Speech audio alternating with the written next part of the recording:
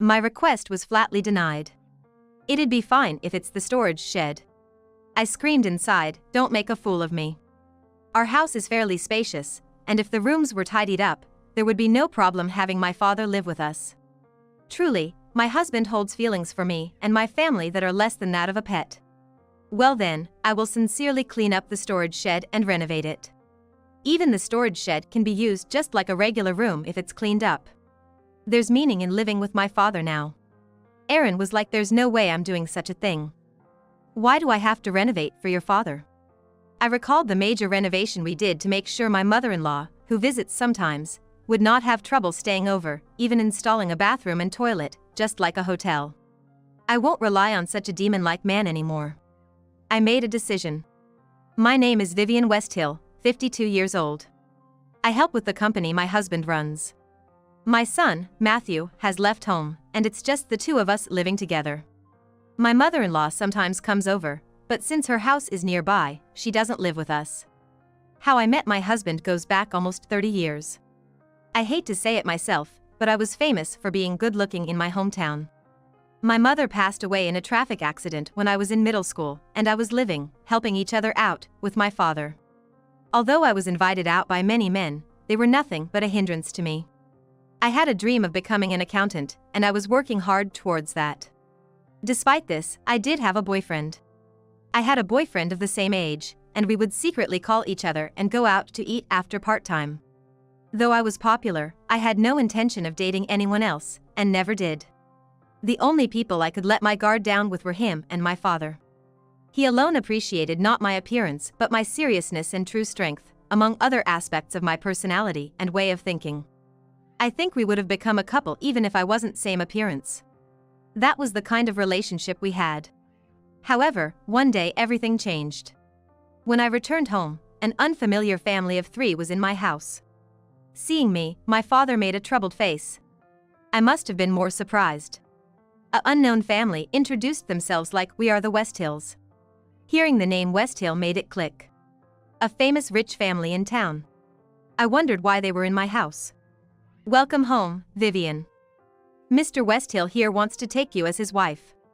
I was so shocked that everything went white before my eyes. A wife? Marriage? What are you talking about?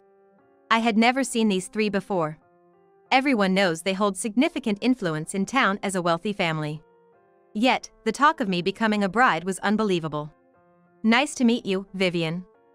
Our Aaron has fallen for you at first sight. He insists on having you as his wife." My would-be father-in-law began speaking.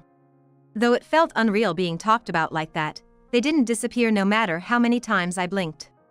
Even being told such a thing, I've never met him before. "So why do I have to marry your son?" "Well, you see, your father owes a large amount of debt. We thought maybe we could help you out." Looking at my father and me alternately with a look of disdain. This was the first I'd heard of my father's debt. "Well, take your time and talk it over with your father. We'll come back in a week to hear your answer." Could our fate be decided in just a week? It didn't seem real. I thought things like this only happened in dramas, and I couldn't believe it was happening to me. Stunned, I watched as the 3 of them left after bowing their heads. "Dad, what's this about a debt? What's your relation with those people?" My father turned to me with a pale face, drained of all blood. "Vivian, I'm sorry. It's true. I was lonely and started drinking and gambling. Before I knew it, the money was gone, and I began borrowing to cover it." Everything I heard since coming home was beyond my capacity to accept. "Debt, why didn't you tell me? I understand you were lonely after Mom suddenly passed away. But having a debt." I couldn't think calmly. Naturally, I couldn't even talk about it calmly. This was indeed out of the blue. As far as I could remember, my father never got drunk or angry from losing at gambling. I didn't even know. Mr. Westhill invited me and introduced me to a place. With Mr. Westhill's face, we could drink on a tab, and I didn't even know how much the bill was accumulating. The same thing with gambling, he let me buy lottery tickets together, and it just piled up. My father is truly a good person, not knowing how to doubt people. It must have been easy for someone like a scam artist. They must have been scheming from the start to trap my father and have their way with me. Hold on a second. What happens to you if I don't marry their son? I asked in desperation, wondering if there was any other way. I will probably be chased by debt collectors. I might even be sent to a work camp. I couldn't stop trembling at those words. There's no such thing as work camps these days. Can't you just keep working hard to pay it off? I asked, clinging to a shred of hope. Sorry, Vivian. That's impossible. The debt collectors might start contacting my workplace. I might not be able to work anymore. I was completely cornered. It was enough. There was nothing more to talk about. I wanted to vent all these feelings of frustration, humiliation, and anger, but I couldn't do that to my father who has always taken care of me. I packed my bags and decided to go to the Westhill family right away. There was no use worrying about it. It wasn't easy to make this decision, but considering the increasing interest on the debt, I couldn't cling to my home anymore. There was no other way to resolve this but to marry Aaron, and before I changed my mind, I quietly left the house. I arrived at the Westhills home late that night. I thought it might be imprudent, but I boldly knocked at the front door. You're early. Seems like you're blinded by money. You're just like everyone else. I wanted to scream in frustration. I didn't want any money, and I didn't think I was unhappy because I was poor. Well, whatever. You're mine now. Seeing you with that pathetic boyfriend, I thought I'd make you mine. His words treated me like a doll. I felt utterly objectified and disgusted. I've left everything in the past. I look forward to being with you from now on. With a forced greeting, I entered the Westhill household. After that, everything progressed in a whirlwind. I don't remember much, because I felt as though all my emotions had disappeared after being betrayed by my trusted father and breaking up with my beloved boyfriend.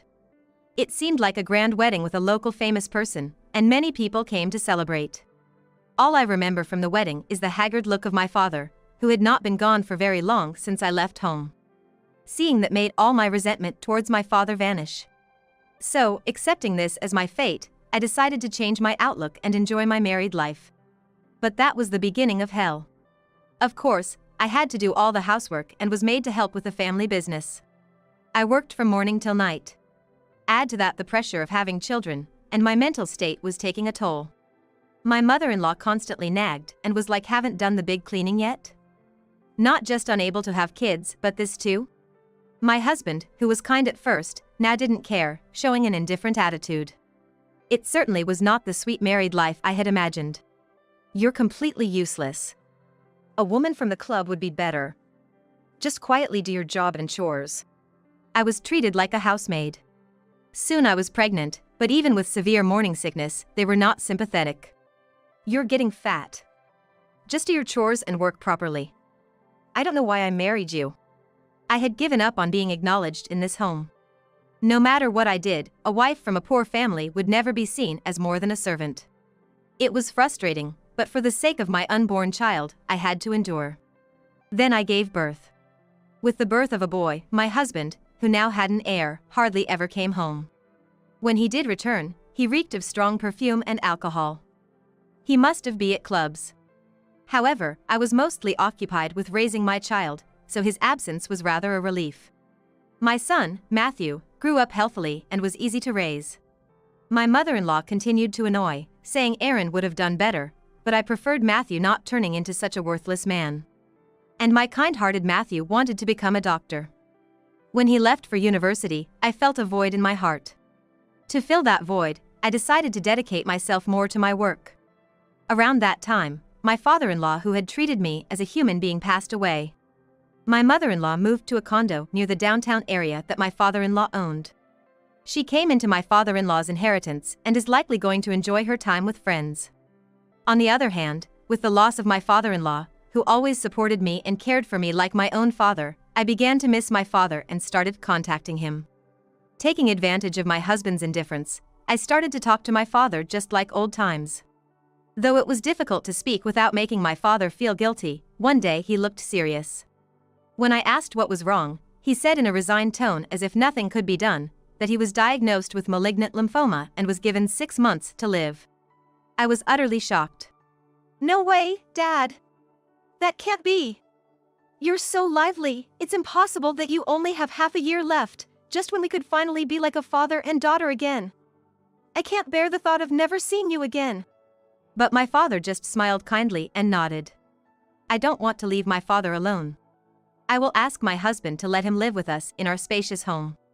I'm not ready to give up, but at least, I don't want him to be alone. My father said he was happy just hearing those words and left with a gentle smile.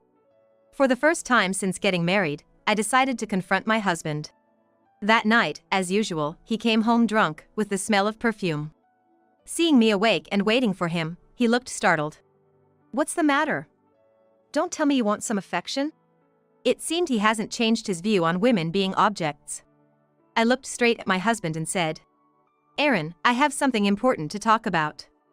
My father has been diagnosed with terminal cancer and has only 6 months to live. I want him to live with us in this house. Of course, I won't let it be a bother to you. We can just use one of the vacant rooms in the house. That's okay, right? You will listen to such a request, won't you? Since my husband is hardly at home, there should have been no reason to object. I took it for granted that he would agree. But an unexpected reply came back from my husband. Just leave that half-dead old man alone. I'm not gonna let someone like that into the house. It'll ruin the house's atmosphere. Absolutely not. If you want to do that, you can leave. I have no intention of living with a sick person. My request was flatly denied. I felt like I had fallen into a gaping hole in the ground. If you want, the shed is fine. I screamed inside my heart, don't mock me. Our house is quite large, and there is no problem if my father moves in after cleaning up a room. We can live without facing each other. My husband really holds feelings for me and my family that are less than that for a pet. Well then, I will seriously clean and renovate the storage shed. If the storage shed is cleaned, it can be used just like a normal room. There is meaning in living with my father now. There's no way I'm doing such a thing. Why do I have to renovate for your father? From now on, accompany me and take proper care of me. Recalling the major renovation I did for my mother-in-law, who visits sometimes, to make a bathroom, toilet, and washroom just like a hotel, I decided not to rely on such a demon-like man anymore. Since then, I have worked more than ever and went to see my father when I had the time. There were days when he seemed to be doing well and days when he seemed to be doing badly. I couldn't feel alive every day unless I saw my father's face. I was only praying for my father's illness to be cured. Then, maybe my prayers were heard as my father was still alive after 6 months. A miracle might be happening. I felt like a bright light was shining in. I started to live positively little by little. About half a year after my father's confession, my husband came back with a pale face. I sensed that something serious had happened because my husband had never come back early since we got married. Hey, sit down. I have important news. I was told that I have cancer and my life expectancy is short. Come to think of it, my husband had been looking pale lately. I thought it was due to drinking too much alcohol or lack of sleep. Strangely, I was not shocked. It was completely someone else's problem. Besides, everyone should take care of themselves. Oh, you were like leave that half-dead man alone, right? I'll do just as you said. You were like if you say so, then leave. As you said, I'm leaving. Oh yes, I've found a lawyer for our divorce matters. I left the room without looking back. I decided to leave suddenly, but I did not regret it at all. You don't have a penny, do you? Where do you think you're going leaving this house? You won't be able to live a luxurious life like you have been. You have been living on everything I have worked hard for. You inhuman. Does he still think that I have been living in this house for money? I had been brainwashed by my mother-in-law and husband's verbal abuse, thinking that I had to be here to protect this house. Since hearing my father's terminal diagnosis half a year ago, I have woken up and started thinking that I can't go on like this. Since then, I have been preparing my mind to get divorced and leave the house at any time. I've worked so hard for you. Are you a demon, leaving me behind like this? Don't you have even a shred of gratitude towards me? Although my husband continued to shout something in the background, it had nothing to do with me. I never wanted a wealthy life. Being able to eat 3 meals a day and having a place to sleep was all I needed. I returned to my room, packed only the essentials into my suitcase, and left the house. Whether my husband was in trouble or not, it didn't matter to me. I sent the email I had drafted noticing my resignation to the president straight away. I wanted to settle everything regarding my husband and the Westhill family. I had been supporting him since he barely worked, but this was the end. In fact, since discussing my father's situation half a year ago, I had been in contact with a divorce specialist lawyer introduced by the company's advisory lawyer. I talked about everything regarding our nearly 30-year marriage, starting from events before our marriage. The lawyer just nodded, quietly listening to my story. However, when I mentioned that I had been working for the family business without pay, he was genuinely surprised. It would amount to hundreds of thousands of dollars in salary. After finishing my story, he was immediately like the divorce should be easy. I also had taken photos of emails from women, and had noted down serious moral harassment, providing plenty of evidence of my husband's fault. Of course, since I got a smartphone, I had also recorded his verbally abusive remarks. That was enough, but the lawyer also brought me photos of my husband's infidelity for free. He promised that everything would go well even if I didn't do anything, telling me to feel like I was on a big ship. So, I didn't need to answer the angry calls from my husband, and the lawyer would solve everything just by me throwing it all onto him. I was naturally walking with a smile. Among the angry calls from my husband, there were, of course, calls from my mother-in-law. She was probably like, "Are you planning to abandon everything and leave when my adorable son is in trouble? If her son is so adorable, she should take care of him herself. It would be fine for her to return to that house whenever, as a luxurious room, looking like a show home, is prepared for her." But it seems one reason she is panicking is that the company started by my father-in-law is falling apart. Without me, who had been supporting them, and a nearly decorative president who can't steer the company due to illness, things are not going well. My mother-in-law, who has only helped in the initial stages, is useless in the company, unable to even make copies. Even if she shouts and yells, she can't unify the employees and make them look in the same direction. Some colleagues have contacted me, asking me to come back, but I had no intention of devoting myself to the company anymore. Given that, although the company had been cherished as a local one, the number of clients will steadily decrease. I loved my father-in-law, and I felt sorry for letting the company he worked hard to grow decline, as if I were the main culprit. That being said, I think if my husband and mother-in-law had worked as hard as my father-in-law, this wouldn't have happened. I probably wouldn't have quit, and Matthew would have likely considered taking over the family business. On top of that, my husband not only did hardly any work at the company but also seemed to be constantly hitting on female employees and inviting them for affairs. It was suspicious when many female employees resigned. It seems that the women who had unpleasant experiences are planning to sue the company for sexual harassment. Now my husband has to settle all the mess he made in his life. Couldn't happen to a nicer guy. God is watching. You get punished for doing bad things. I want my husband and mother-in-law to be properly punished so that those who have worked honestly do not look foolish. As if that wasn't enough, the company was accused of tax evasion by the IRS. Totally by accident, while my lawyer was investigating, several questionable points were found in the accounts. Upon further investigation, suspicions arose that my husband had been embezzling money. Looking back, it was strange that he had so much money to play around with. There wasn't such a high salary for him when I was helping with the accounting. I was too indifferent about my husband. I didn't notice the discrepancy between his income and expenditure. If I had thought about where all the play money was coming from, I would have understood. I vaguely felt that because he was so rich, it was fine to spend as much money as he wanted. In reality, he had been squandering the company's money, and even my salary, which he had transferred to his own account, seems to have been used up by him. Kickbacks for orders, bribery to companies, making decisions for his own benefit rather than for the company, he had dipped his hands in all kinds of evil deeds taking advantage of the lack of supervision. Tax evasion and special embezzlement, my husband's crimes are not just one. I don't know whether the court's judgment will come out first or if my husband will run out of life first, but I want him to atone for as much as possible. I also started looking at the books half a year ago and copied them to ensure that evidence is not erased, and submitted them to the IRS. The fact that I had been studying to become an accountant came in handy here. To fill the payment gap even a little, my husband sold the company to a major corporation and also sold the large mansion. Because of the rush to sell, it was bought for a song. My mother-in-law is also selling her condo to pay me and the IRS, and they are living in a small apartment complex together. Rumor has it that he has several children from affairs, and payments for child support to the affair partners are also in arrears. He should at least have used contraception properly, but he probably assumed that affairs and illegitimate children were a man's privilege. He might have life insurance, but will that be enough?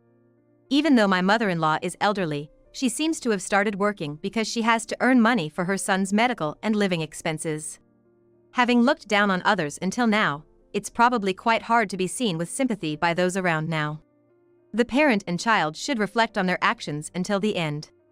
I received a substantial amount and bought a condo in a convenient and nice location. There, I reunited with my father and started living together. Thanks to Matthew's introduction to a renowned doctor, my father is now recovering, surprising even the doctors. Actually, my father had been living with Matthew until now. I convinced my father, who was thinking of entering a hospice or living alone, to live together at Matthew's place. After I left the house, my father had saved quite a bit of money for me. He was thinking of freeing me once the amount borrowed was saved up. Hearing this, Matthew thought of my father as a more respectable person than his own father and kindly agreed to my unreasonable request. Both Matthew and my father had long hoped that I would divorce my husband, and they were overjoyed when I left the house. I never thought that not divorcing would worry the two of them. Until the condo was decided, I lived together with them and chose a place close to Matthew's place. So even when I started working, he could check on my father when he had time.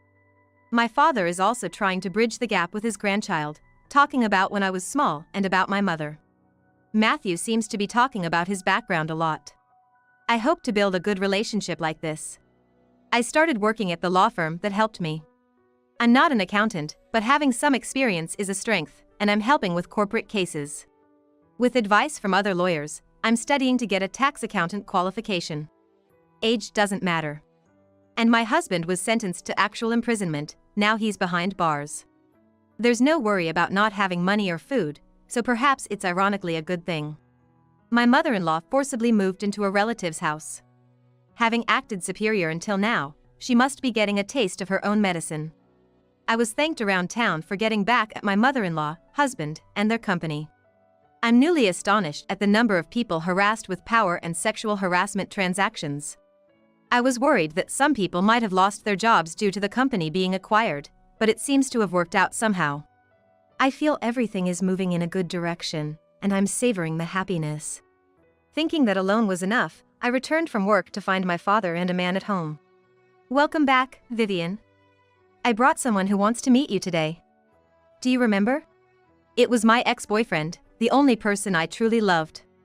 I recognize him at first glance, even after nearly 30 years. My father was like, as soon as you went to that house, I went to apologize to him. He understood, and had decided that if I escaped from that house, he would accept me immediately. My ex-boyfriend, smiling warmly, was like, Vivian is a hard worker, so I waited for a long time.